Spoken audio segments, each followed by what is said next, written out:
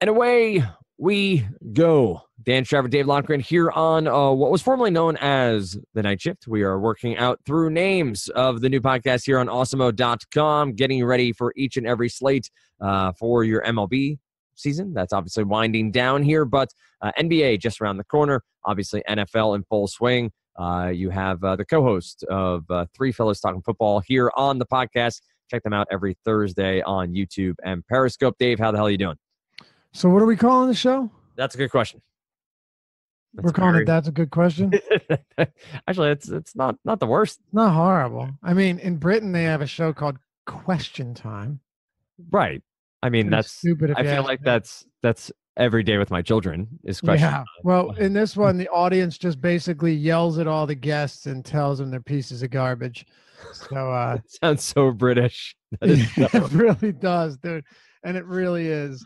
Can't imagine we have too many Brits listening to That's a Good Question. So there's some names out there. We'll pull it. I know Spags and Josh had some ideas going in one of our chats. So there's some ideas out there. One was Good Morning DFS. And I said, only if I can open every podcast impersonating Robin Williams from Good Morning Vietnam. But I think people would tire of that very quickly. So I think we'll shy away from that one. We'll see. There are some mentions of breakfast. We've both been there before. So we'll see what comes to pass. But maybe the listeners can chime in. Let us know over on Twitter. Obviously, it's Lofty_D, LOUGHY_D, and at Dan Strafford, at Awesemo_com, I believe. I have to double check that Twitter handle, but you can find us obviously in Slack chat as well, if you are a member of awesemo.com. Pleasure to be back here with Dave. We're going to do a quick rundown of this MLB slate, the last Friday of the regular season. There are still some games that matter. The Dodgers trying not to, I guess, choke away the NL West as Colorado Rockies have gotten fairly hot here in the past couple of days.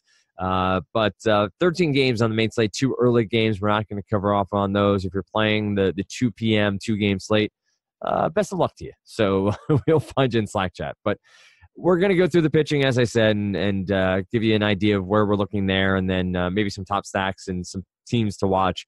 And then you can tune into the variety of shows over on awesemo.com. So, Dave, we take a first glance here, and obviously, we come down the end of the season. You're going to have some pitchers on pitch counts. You're going to have some pitchers who, are taken out after a couple innings simply because they don't want to tax their arms, whether for the playoffs or because they're going into the offseason.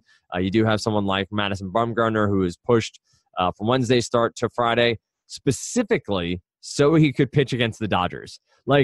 That's fun. That's fun for me because they have bad blood to begin with.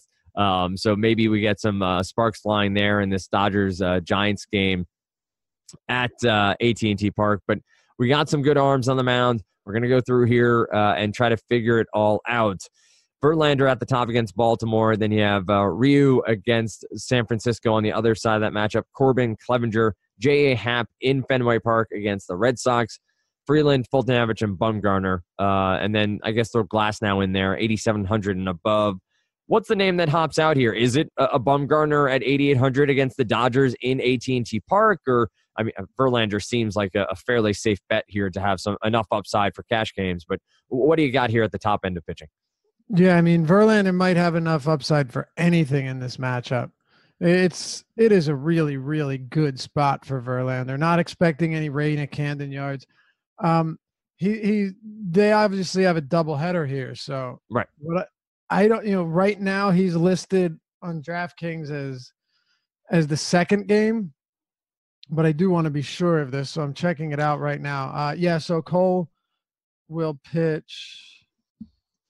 They did plan this doubleheader, right? MLB.com has yet to add it. That's what I saw on Twitter earlier in the day, but I'm not seeing it on any of the projection sites, so it might be Saturday. Let me double check. I mean, it's showing Saturday. So, okay.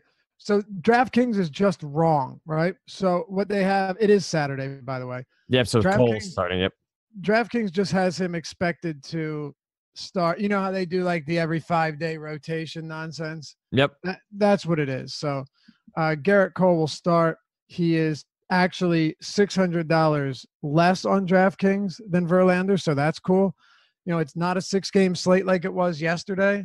Here goes Adam Thielen with another touchdown. Football is outrageous. I mean, this is just, I don't even know what's happening anymore.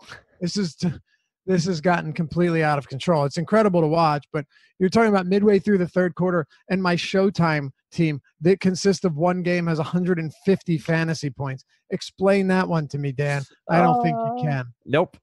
All right. Anyway, back to baseball. Yeah, so it won't be Verlander. It will be Cole. On Saturday, you have Verlander and then Dallas Keuchel. That makes sense. Got it. Quite frankly, neither of these teams could even play, and it wouldn't make a difference. Right. I mean, obviously, I get it. The Astros and Yankees are still, I'm assuming, battling for position, right? I haven't paid much attention to it, but they're 2 games separated.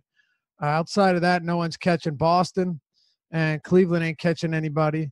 And you get the point here. So I guess Houston still has a little bit to play for. Baltimore's just trying not to be the worst team to ever play baseball.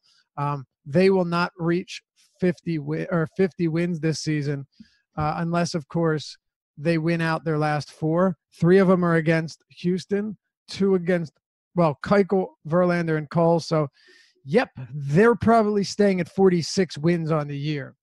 So I like Cole a lot for obvious reasons. Patrick Corbin is another guy who's just a flat-out stud. He struggled last time against Colorado, but he's still one of the best fantasy pitchers in baseball right now. So Corbin and Cole at the top are 2 very solid options. Let's keep going.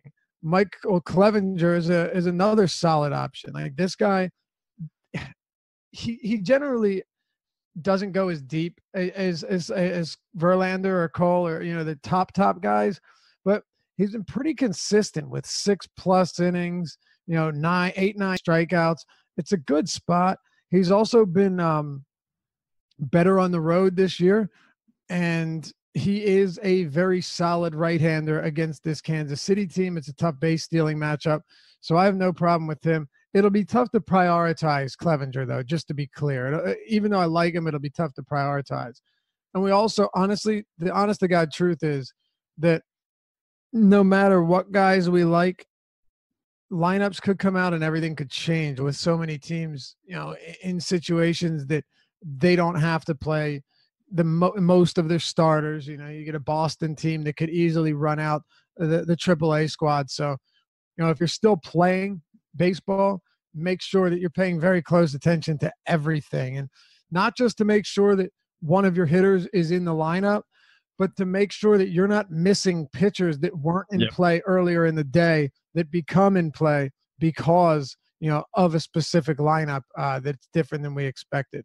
And also be very cautious about any limits that we might see on pitchers. I mean, I think Tyler Glasnow is interesting against Toronto, but this guy has been, they've been so careful with him, not recently, but earlier on. You would think that he doesn't have any pitch limit. He's thrown 90+ pitches in 4 of his last 7. So that's good. And he has plenty of upside, but once again, with so many good pitchers on this slate, do you need to do it? Hell, I'd rather have Mike Foltynewicz against the Phillies team they've clearly given up on the season. They've lost 8 straight games. Then they fell below 500 for the first time since April 12th. Oh, man. This is a team that 2 months ago was leading the division by several games, and now they're so far out. I mean, they were eliminated a while ago, but you get the point. They've just absolutely fallen off a cliff. They showed their true colors. Velasquez, Pivetta came back down to earth. Arrieta is not the same guy, but the hitters, more importantly, just been terrible. They've just been absolutely terrible. It's going to be like 65 degrees in Philly, not a ton of humidity. Foltynewicz should be able to go in here and put up solid numbers. We saw Marquez do it. We've seen how many pitchers just go in and face this Phillies team and mow them down because not only do they have nothing to play for, but they're playing like they have nothing to play for, and that's important. So that Marquez start, there's dude. a lot. Folty, obviously Cole, Corbin, Clevinger, and yeah, there's quite a bit, man. There's quite a bit to like. And if Boston runs out a garbage lineup, J.A. Happ might even be in play, but I don't see me paying $10K for him on a slate with so many good pitching options. Agree there on Happ. 8K, sure, with a bad Boston lineup. But if you have JD, Mookie, and the typical lineup there, I don't see myself going anywhere near him at 10K. But that start by Marquez in Colorado the other night was absolutely Oh, insane. 2 nights fantastic. ago. Yeah. He's been one He's of the so best. good. He has been easily one of the best fantasy pitchers in baseball for the last 2+ months. Yep. You mentioned the Phillies giving up a 24.3 K percentage over the last 30 days, WRC plus of 84 over that span as well, ISO 150. That's where my eyes immediately went, was to Fultonevich here at sub 10K. I think there's plenty of upside. Obviously, the Braves heading into the playoffs, you may not see him for a full complement of pitches. So that's something you have to consider here as well. But keep an eye on any coach speak or anything that might come out. You may mention if Cole makes a ton of sense. We get into the mid-tier here, and I'm going to watch the San Francisco Dodgers game. I don't know if I want to play Bumgarner here. He has not had necessarily the best season. Obviously, injuries over the past couple of starts has not been necessarily his dynamic self.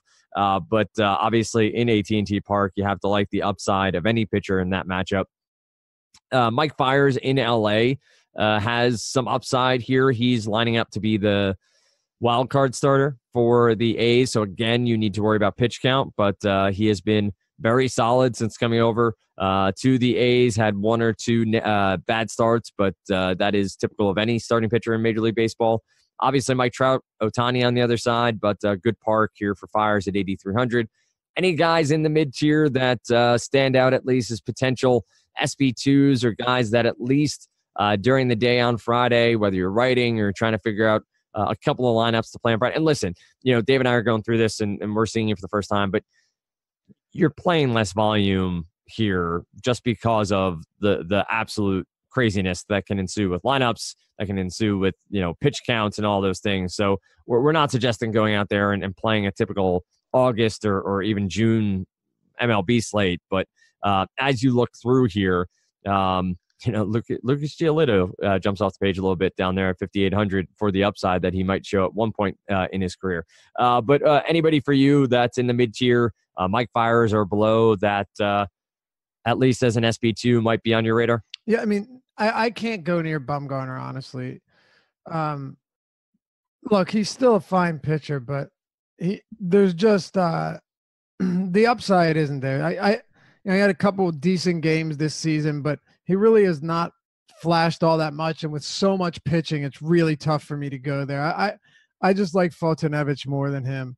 And I think that's a pretty reasonable take.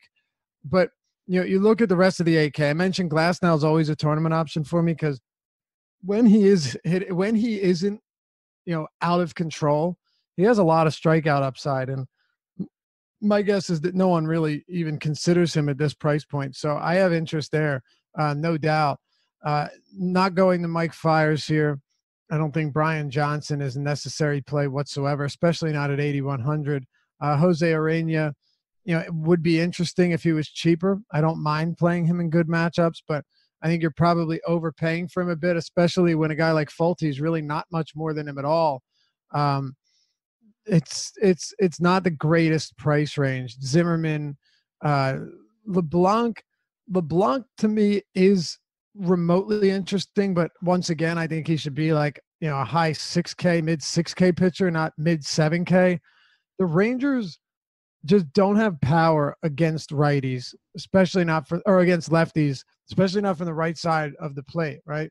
Elvis Andrus and Beltre don't have any against lefties.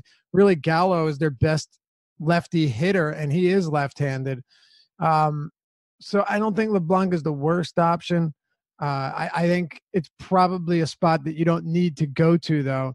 You come down a little bit further. Let's see here. Thomas, what is that? Pannone? I never knew how to pronounce that. Pannone? I'm gonna say Pannone. Yeah, I'm gonna say Pannone. Right? But Pannone? I'll double check Baseball Reference. Yeah, it's got to be Thomas Pannone. I admittedly. Pannone. Is it Pannone? No, I'm kidding. Oh, I was gonna say, look, the guy, he has decent strikeout stuff, right? 36 innings in AAA this year. He had a 26% K rate.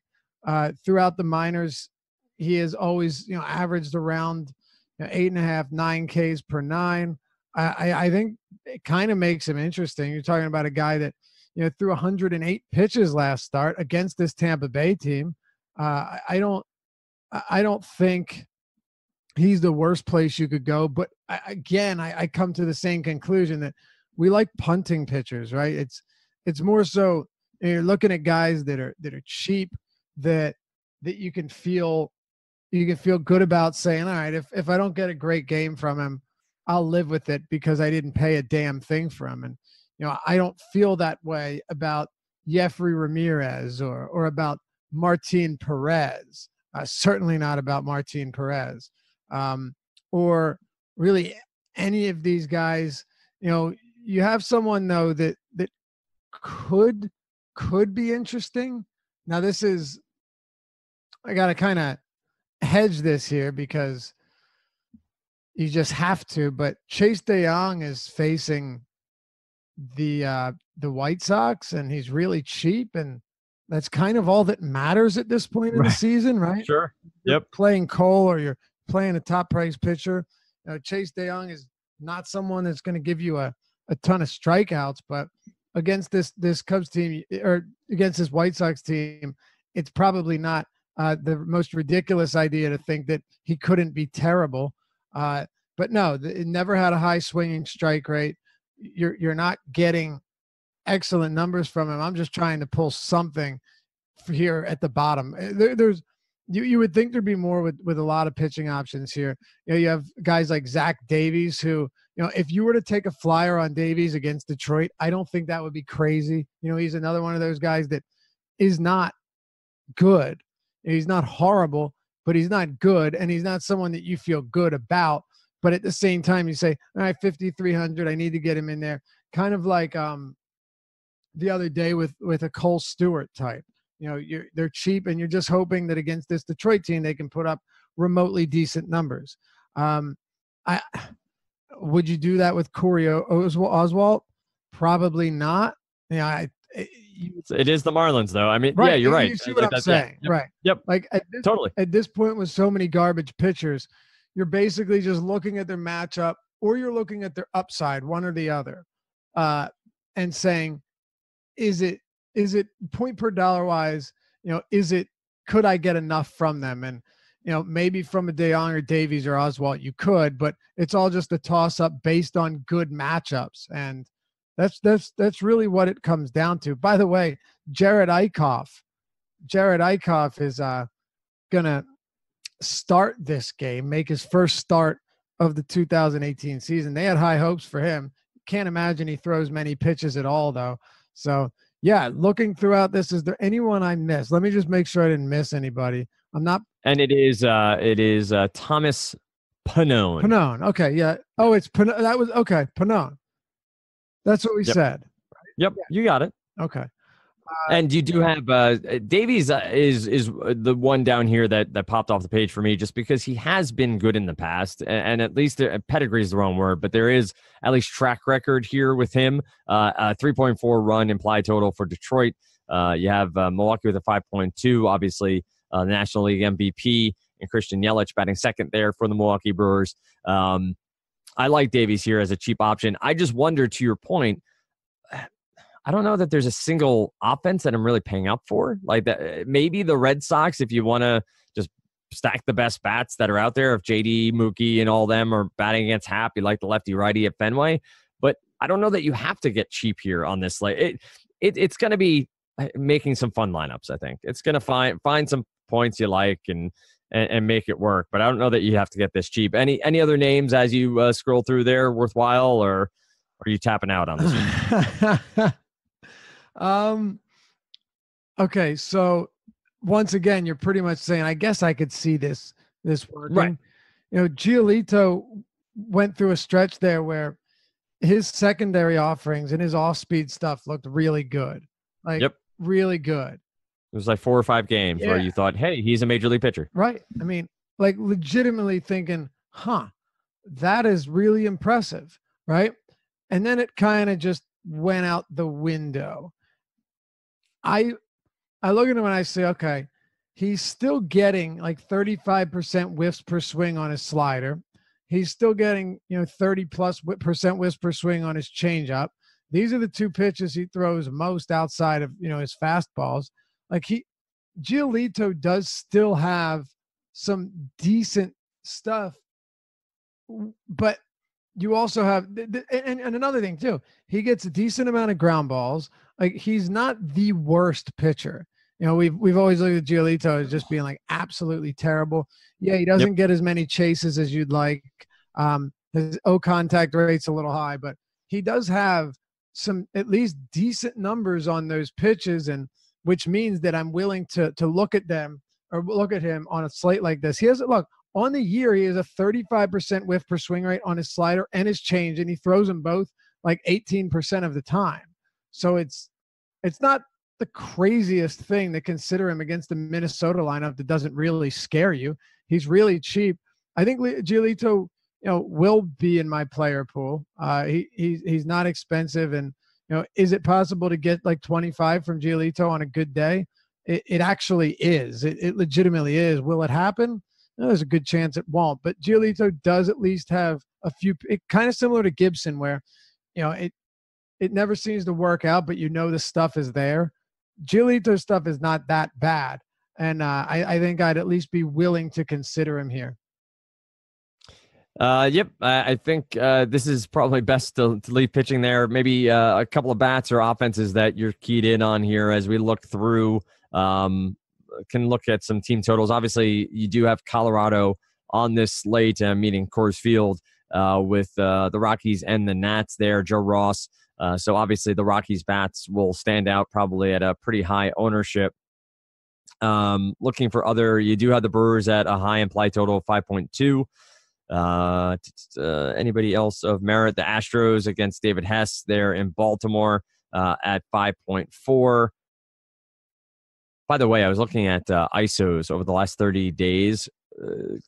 A guess as to the two lowest ISOs per team in the last 30 days, Dave. Last 30 days? Last 30 days, the two lowest ISOs in Major League Baseball. It's not the Phillies, right? It is not. Okay, no. yeah, because they still have home runs. Like they're 21st. Oh yeah, they're 2 runs a game are on home runs, and then they just shit the bed. Now let me should this surprise me? One of them surprises me. One of them does not. I would assume the Cubs might be one. Yep, that's the one that surprised me a little bit. But yes, the Cubs are spot on. They're 29th. 30th is a different team. Marlins?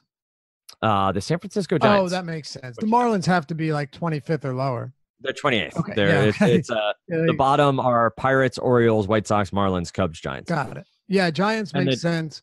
And the Giants are 105 ISO over the last 30 days. Cubs have just been garbage. Yep. Lately. So that makes sense. Yeah, that would be the one surprising team. That's why I asked.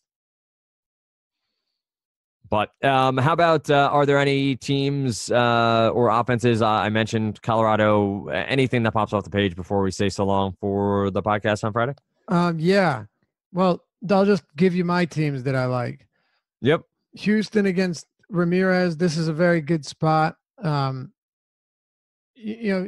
like Altuve, I said it on the deeper dive. It's very strange, but since 2016, so we got 3 years of sample size, been way better on the road, like way better, really good against righties on the road. At home, he's just average.